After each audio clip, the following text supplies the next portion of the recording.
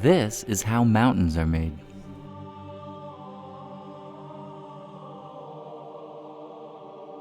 Sort of.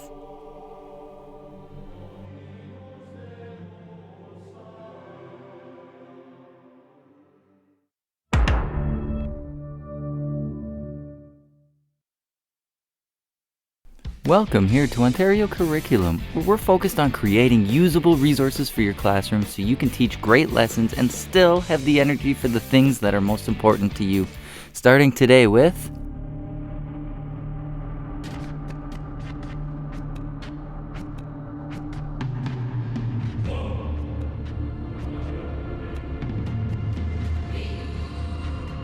By the end of this video, you're going to know how mountains are formed, how volcanoes are formed, what causes earthquakes.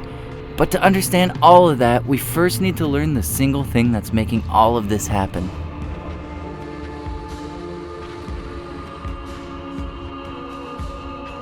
Imagine you're writing a test.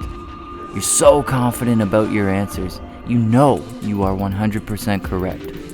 But when you get that test back, everyone starts laughing at you.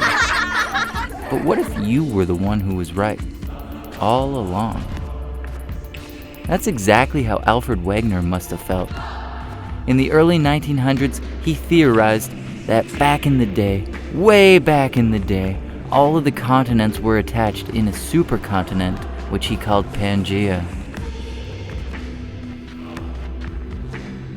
He noticed that the shapes of certain coastlines seemed like they would fit together like a giant jigsaw puzzle. And so he proposed that for millions of years, or longer, the continents have literally been drifting apart. He called this idea continental drift, but everyone pretty much thought he was nuts. Until the 1950s, when other researchers started to notice, hey, these mountains look a lot like those mountains. And we found the exact same species of plant fossils here and here. Maybe this was all attached a long time ago.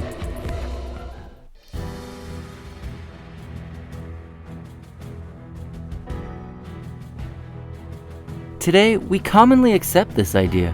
We call it plate tectonics, the idea that the Earth's crust, or lithosphere, is floating on top of a layer of magma, the asthenosphere, that's constantly churning around as it moves from the superheated core of the Earth to the cooler areas closer to the lithosphere, much like the goo of a lava lamp.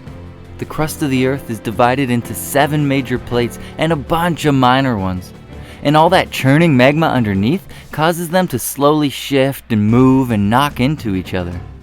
Now this movement can only happen in 3 basic ways.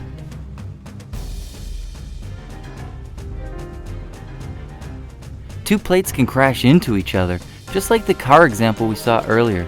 When this occurs, one of 2 things happens. Either the plates both crumple like the hoods of those cars, creating new mountains, or if one of the plates is higher than the other, the lower one gets pushed down or subducts.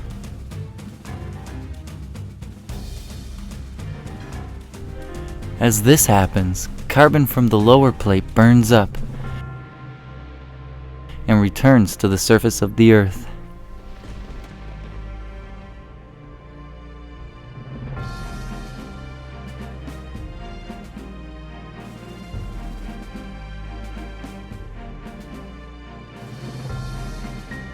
Two plates can move away from each other, resulting in a perfect place for volcanic activity. The spreading of the plates creates a path for the magma to flow to the surface of the Earth, where it cools and hardens as new rock on the lithosphere. Plates can move in parallel but opposite directions, and as they rub against each other, the friction causes earthquakes.